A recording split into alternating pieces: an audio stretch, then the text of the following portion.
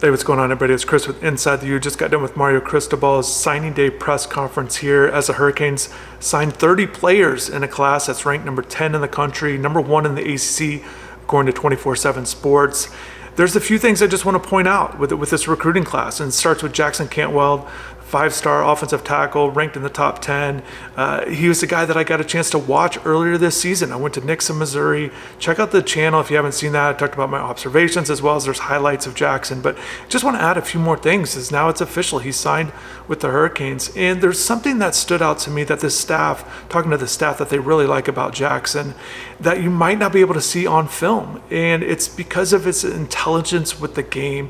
He's one of these guys that just really gets it. You know, he wants to learn, and all of these things are so important when you get to the next level, and the staff really likes that about him. And again, all the physical traits are there. He's tall, he's got a long wingspan, which Coach Cristobal talked about when I asked about him today. But, you know, just that extra stuff with Jackson, and, you know, that stood out to me too. In addition to, you hear about all these things that about a player, you know, about how they play and how they work. One of the things that stands out to me too is he's a good teammate. You know, when I was there in Nixa, the coaches and the staff would always talk about that, and I got a chance to see that, you know, just being able to be there in person, watch Jackson, again, not just play, but coach up his teammates. And I think all those factors make a difference when you try to transition to the next level. You know, you got to be smart to be able to play offensive line here at Miami. And having these extra intangibles are certainly important at the next level, no matter where you go.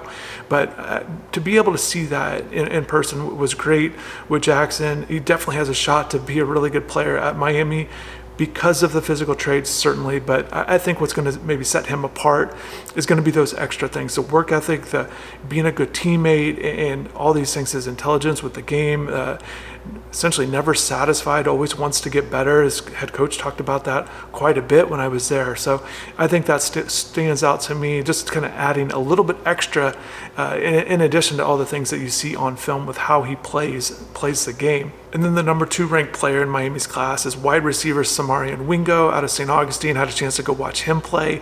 Again, check out the channel for more in-depth stuff on my reaction and his highlights. But look, Wingo didn't have a big game. One catch, the 1 yard, 1 touchdown, and a blowout, and it was raining throughout. But, you know, there's something that the staff really likes about him in particular. And he's one of these high riser guys, and now he's considered a top 10 wide receiver in the class. He hasn't always been that. He's been outside the top 20.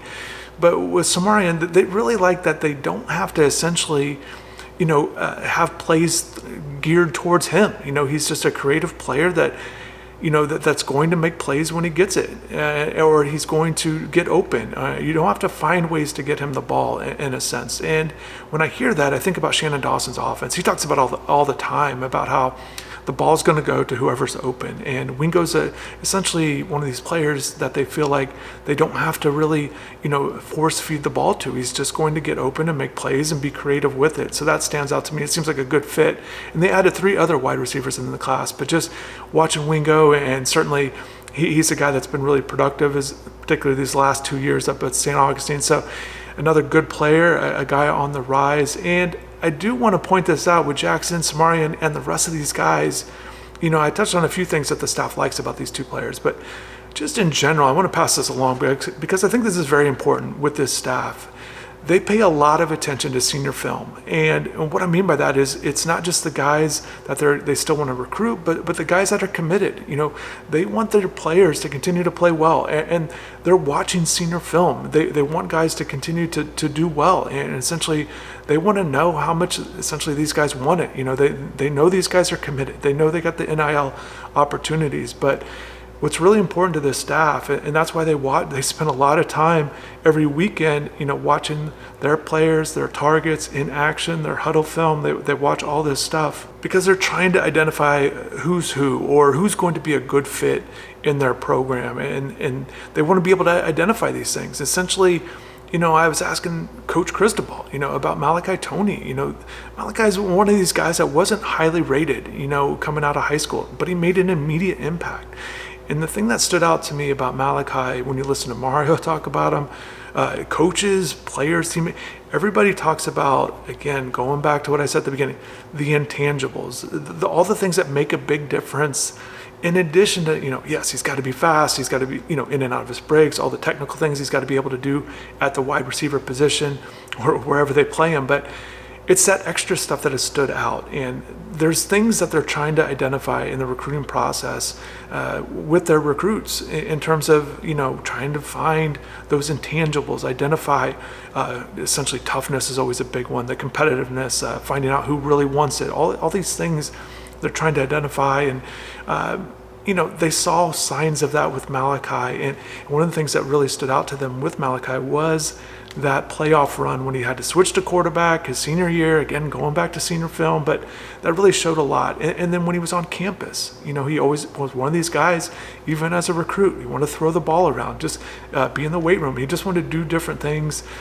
Essentially, he just had a mindset of, it wasn't just going to be satisfied with getting to Miami, for example. He was a guy that wanted to excel and have a great season. And ever since he got here on campus in January, he has really put forth a lot of effort into being not just a great player, but an immediate great impact player. And he certainly has done that. And that's why you're seeing, I think it's a big reason why you're seeing all the success that he's had. Again, in addition to all the physical traits that you really got to have at the wide receiver position, the things that we notice all the time, it's these extra things that you've got to be able to do too to really separate yourself. And that's where this staff is really trying to do a good job. It's really hard too, like understandably so, around the country.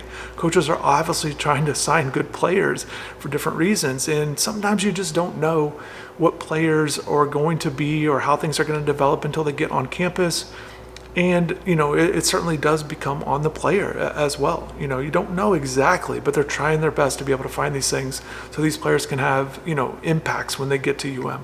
And just a few things from the press conference itself. This is always an exciting day for Coach Cristobal. You can see it when you watch it back. Definitely check that out on the channel. But a lot of passion, a lot of energy talking about these players finally, because coaches can't talk publicly about recruits until they sign their letter of intent with the university. So Mario really raves about it. I know there's a lot of excitement that all these guys are official, and he really likes this class. One thing, when he was kind of talking about every player, and I made sure to ask questions, I think I got every position group, and hopefully he talked about everybody.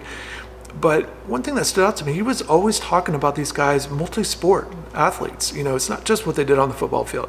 He's talking about the other sports as well, whether it's basketball, track and field, whatever it might be. He really identifies that and really seems to enjoy these guys playing other sports. I think it all helps, and I think the competitiveness, every sport is different, but certainly a lot of factors or a lot of things in other sports can help you with football. There's no doubt, and I found that to be interesting. But he likes this group. He said it's the deepest class that he feels like he's signed here. So we'll see how these guys translate and how they kind of produce. And we heard a lot of good, positive things from the freshman class a year ago immediately. And then there's going to be obviously a lot of early enrollees in January here, and we'll see how this freshman class does when they get on campus. That's a big step now. When you get on campus, can't be satisfied. Got to certainly work. And Coach Cristobal has said, look, we're going to play freshmen if they earn it, and that's going to be important. And it's not just words; you can see it, especially as the season progressed. You saw, Gerard Pringle Jr., not just Malachi, but Bryce Fitzgerald was in there.